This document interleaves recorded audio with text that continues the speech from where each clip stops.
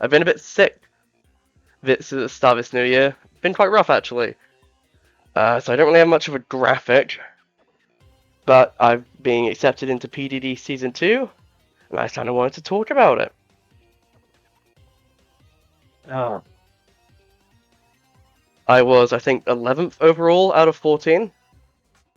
Not ideal for sure, but just like last season, I've got a Pokemon I'm really happy with at the pick I am. And I built, something a little different to what I usually do. Not that different, though. Well, we'll start with the first pick. Iron Bundle is pretty much the fastest thing available.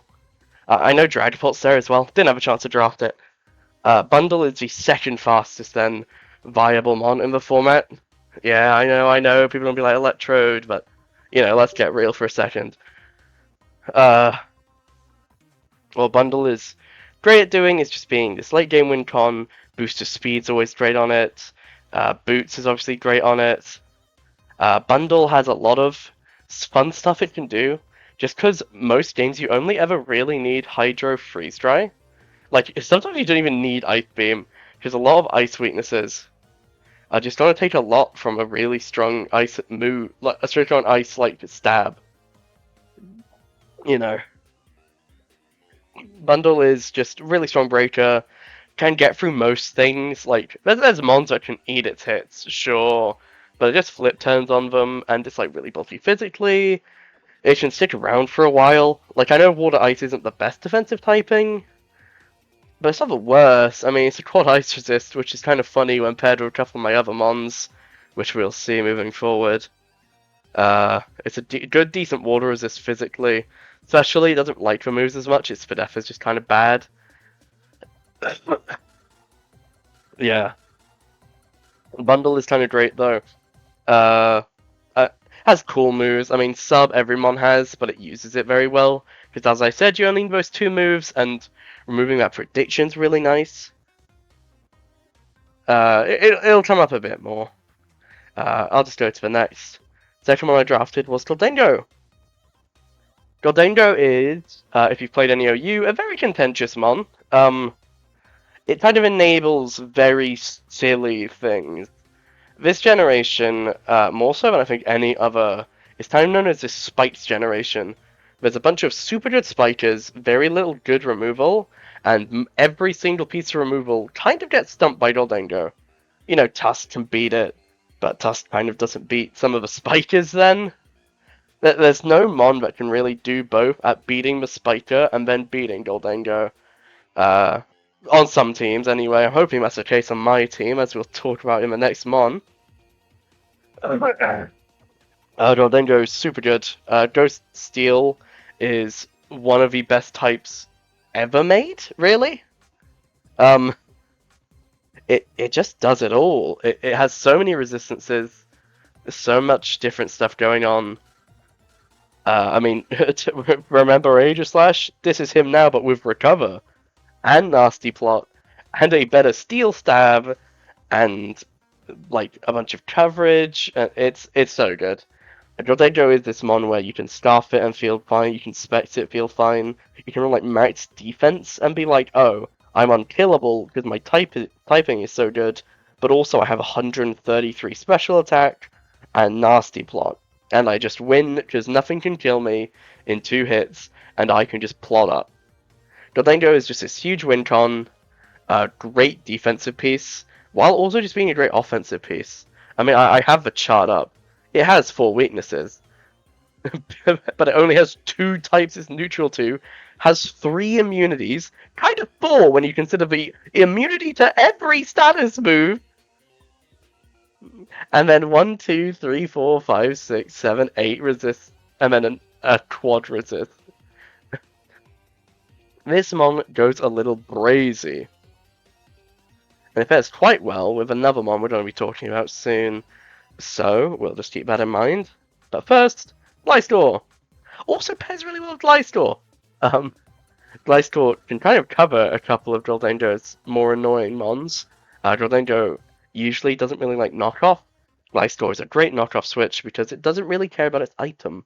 Past turn 1, once it gets its Toxic Orb proc, It's basically itemless, and it can just trade it away. It can get it knocked. It's chill. You turn the pivot stuff in, but as you may know, Gleistor this generation got spites, and it is quite the spite setter. If you think about turns, like if you think about how Gleistor's played before, where it gets a lot of turns and starts running like a toxic set, you can still do that here. But what if you just sent spikes instead? Then when your opponent tries to remove them, you go into Goldango, and then, like, oh, well, my spinner doesn't beat Goldango, let me double, and now they're taking 25 on my spinner, and then 25 on the moment comes in, but then I can just double into, like, anything else. Like, I go bundle, and all of a sudden stuff's in bundle range, or stuff's in, like, Goldango range, and very good. Very good stuff. Spites can almost feel unfair this gen, just because of how quickly you can get stuff in range.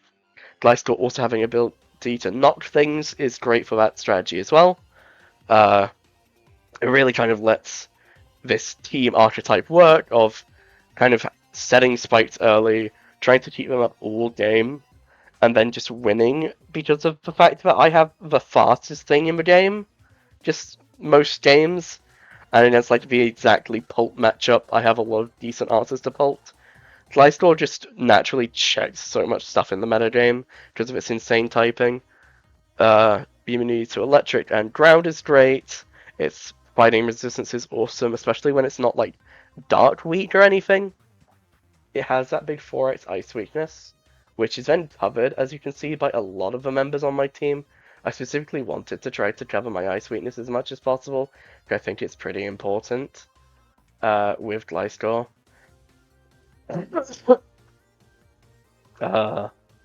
And water weakness is also covered quite succinctly with another defensive mon, which we'll be talking about. I drafted it kind of late. Next on the chopping block, though, is Zarud. Another quite fast mon. Now with knockoff. Now with SD. Now with Trailblaze. Just crazy good mon, Zarud. Super good stat spread. Super bulky. You don't really realize it sometimes. It's not like 100, 100, 100, but better physically, I think, and slightly worse, especially. Zarud is going to be a great defensive piece on this team.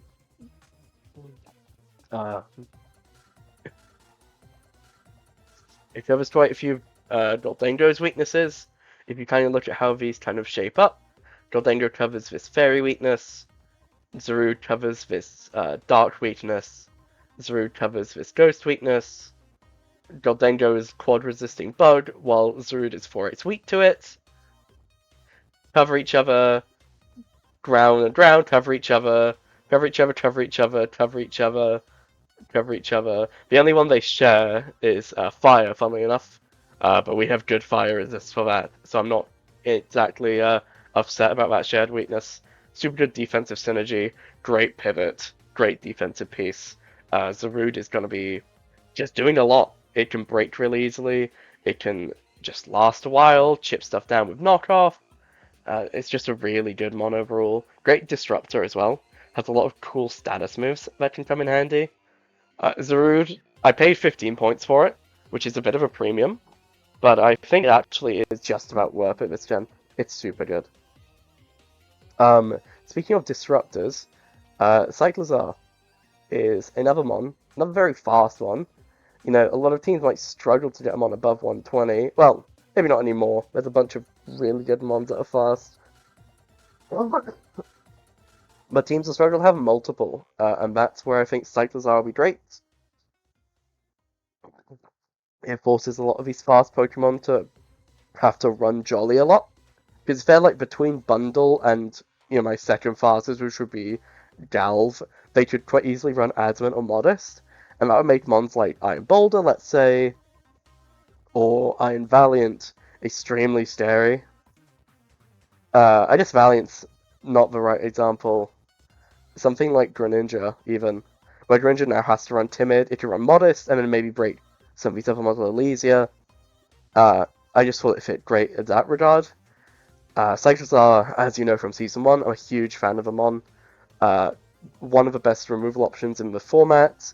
One of the best kind of utility mons in the format. Great speed, great U-turn, great knock user, decent offensively as well. Has shift gear, which doesn't really come up. Has Draco overheat, as just these really strong high base power moves. It's a weird kind of example, but similar to uh Nidoking in a way.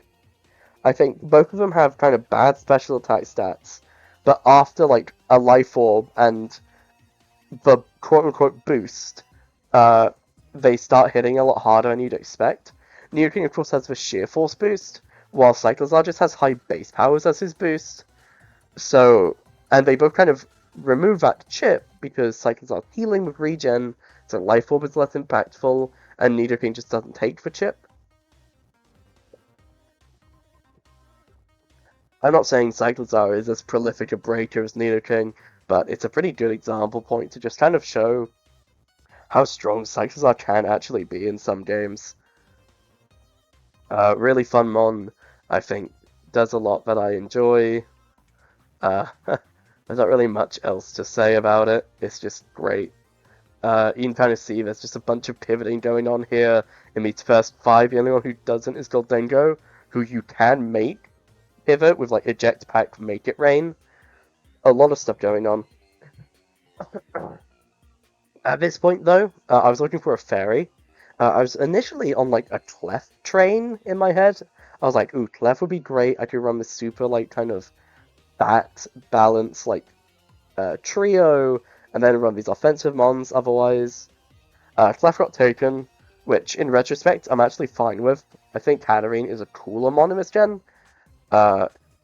It's also just maybe it's hard to say better, but Magic Bounce is potentially better than Magic Guard with, all the spikes going around.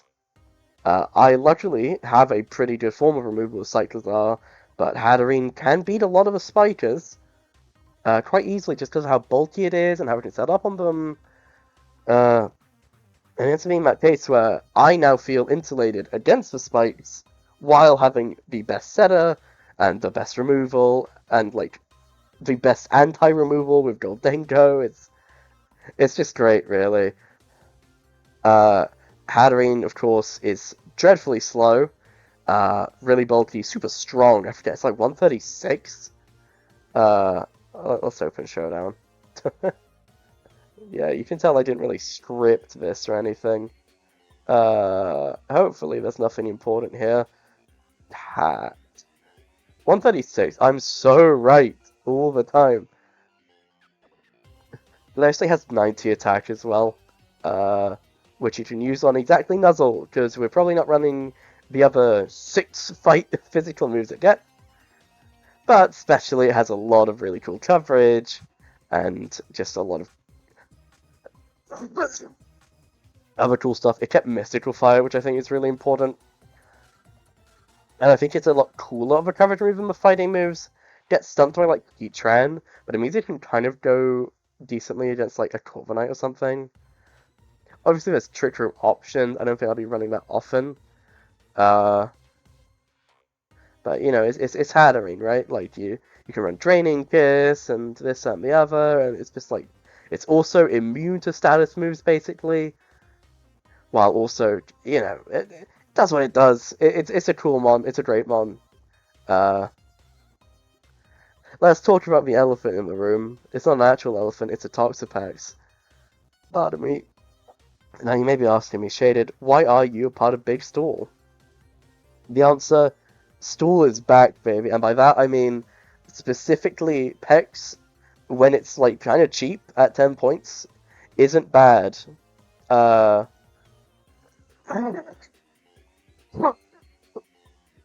god. Pex is in a weird spot this gen. Obviously, Regenerator is great. It kind of lets it beat the recovery move nerfs, which I shouldn't mention with Glistor. It doesn't have Roost anymore, but you just run Protect, and it's kind of Roost. Pex is in a weird spot this gen, because it doesn't have Knock anymore. And I believe it's also missing Scald, which kind of... You think, oh, those are its like 2 best moves for forcing progress, what do you do now? Well, now you have to just kind of be careful of things setting up on you. You know, you're probably maybe considering Sludge Bomb, or, well, I mean, you're usually clicking Toxic on this one anyway. Obviously, there's Toxic Spikes, which is kind of fun.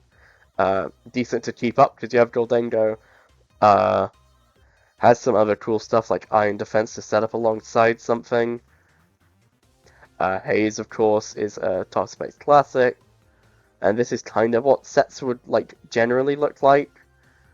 Surf just hit stuff. You're kind of wanting stuff to not sub, which occasionally means you get to run random stupid stuff like, oh, I need Gunk Shot to stop them from subbing, or oh, I need like Ice Beam because a Dragonite could sub on me. You know, it's that sort of stuff. You have to be careful with this one for sure, but I still think it's pretty good. It does just stonewall some Mon sometimes. You know, if a Mon just isn't coming set up, it just kind of sits there, clicks Toxic, can recover once or twice, regen out, holds a Rocky Helmet. You get so much damage racking up. And then, like, if they're hitting you with, like, ground coverage, or electric coverage, or psychic coverage, you just go Zarude, which resists all of them. You go Gliscor, which resists pretty much all of them. Huh?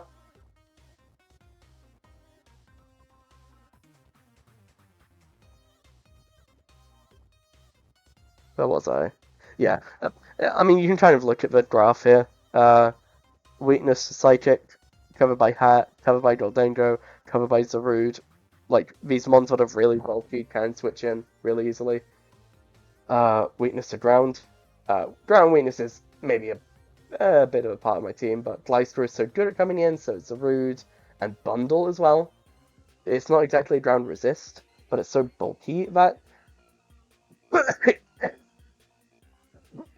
it can act like one. And then Pex's Electric Weakness, which is covered so well by just like half of a team. And as I said, Zarude covers, I think, all of Pex's weaknesses just perfectly. You can go Pex, Toxic something, then you a super effective move, you go Zarude, you take very little. Zarude's probably faster than them, threatens a lot, can maybe knock their leftovers. And then you just get to kind of put them in this cycle of residual damage over and over. And that's kind of the hope, really, is you just eventually get things in range, such that Goldengo might win because it's bulky enough to just sit for everything, or Hatterene wins because it's bulky enough, or Bundle wins because it's fast enough, or Cyclizar wins because it's fast enough, etc. Pex is, I think, quite an important part of that. It really does just let us stonewall some stuff that we might struggle with otherwise, which is a good place to be. Again, it's like a weird monomyth gen, but I think it's just the only mon that can do what it does. Like, maybe you look at the other waters, like Dondozo is similar, but I think Dondozo has other things that cause an issue. It's really susceptible to being statused, etc. I think it's kind of, Pex is just very specifically good. Then at this point I'm like, okay, this top 7, great, but I don't have a Terra Captain, really. I do have Terra Pex. I think Terra Pex is interesting. If you remember, kind of early in Scarlet Violet, there were like AV Terra Fairy Pexes around, which is cool. I didn't think that was really worth it. Cyclizar was banned from Terraing because of Shift Gear, which I think is kind of silly, because some other mons are allowed to Terra. But I was fine not using it again. These 4 were just too high points, as was Hatterene, and obviously if Hatterene could Terra, I'd be doing it in a heartbeat. That mon is an OU mon when it can Terra. So I have a couple of guys here. I first thought for myself, I have Bundle, Goldengo, and Hatterene, and potentially Cyclizar. Let's try to get mixed or special attackers here, because let's get physical. I got Blaziken.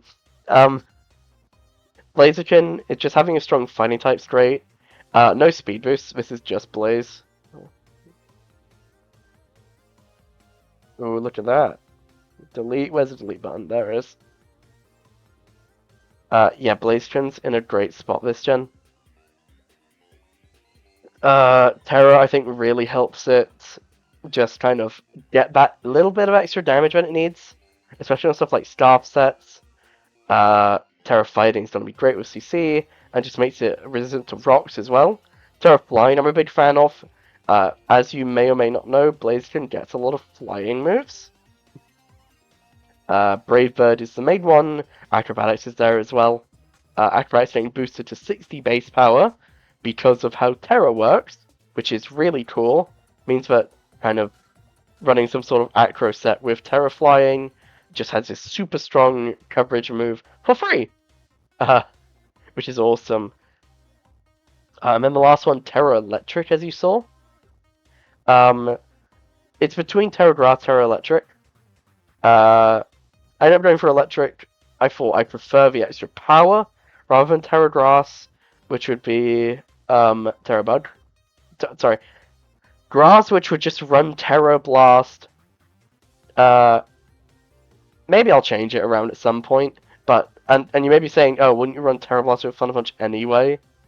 But in my head, I'm like, I kind of prefer having a move that is boosted by like you get a status chance. And I also like the fact that it's boosted by Punching Glove, but also, like, am I running Fire Punch then? Definitely something I'll probably reconsider. I liked Electric to begin with because it also gives me the flying resistance on Blaziken, which, as you see for the rest of the team here, having a flying resistance is potentially a problem. If there's a flying type that beats Gholdengo, which there isn't really, but like something like a Talonflame maybe is a little problematic. Well, Pex is a flying resist at that point, as is Bundle. You know what I mean, though. I prefer to have another flying resist than a flying weakness, which is why I chose Electric. Then went to my Electric type itself. Galvantula. A few reasons for this. Having just speed is great in this format. I prefer to just have stuff as fast as possible. Another thing, Terra Bug only costs 1 point, which then meant that if I could... So I'll explain how Terra works. You have to pay points for Terras, except you get one of your stabs for free. So on Blaziken it's fighting, on Galvantula it's electric, and then Bug is really cheap, and then Ice is really expensive, so it kind of balances out. But you end up having both stabs available as Terra, or what can happen is Terra Ice, you just hit really hard, with those kind of bolt beam coverage, it's great. You may be thinking, oh, but Galvantula has grass coverage, right? Why wouldn't you go Terra Grass? And the question is, like, if you already have a grass coverage, do you need Terra Grass? Galvantula gets to just end up running, like, Thunder, because of course he gets to run Thunder, Terra Blast Ice, Bug Buzz, Energy Ball. You throw a Life Orb on this thing, what's switching in? This has just nigh on perfect coverage. Sometimes you get to run Modest as well, and you're just hitting stuff super hard with, again, like, pretty high base power moves overall. Just throwing out Thunders. It's pretty good. Another big reason why I got Delve, which I don't know how often it'll come up. I think I'll use Delve as more of a pivot than a web setter, but sticky webs with Gholdengo is just kind of absurd. It's really hard to get rid of any hazards, and sticky webs can be the most debilitating. You just look over at my team. SD Zarude, Nasty Plot Gholdengo, I believe Blaziken gets SD as well. Imagine these guys under webs. Just ridiculous. And it's so hard to get rid of webs, just they go to their spinner or their Defogmon, and Gholdengo, yay! It's great too, but Galvantula can kind of threaten a lot of the Defoggers just in the format because it's an electric type as well. Defog is few and far between. There's still a few that are good, stuff like Talonflame, stuff like Noivern, stuff like Corviknight. It can trade with those ones pretty well. Especially, say, I'm like Terra Electric in a Talonflame matchup, or Terra Electric again in Corv, or like Terra Ice against Noivern. and you just start an Oko on all three of them, and like you get to resist to flying moves. It's pretty good. Beat spinners a little less reliably, but a lot of spinners are like ground type.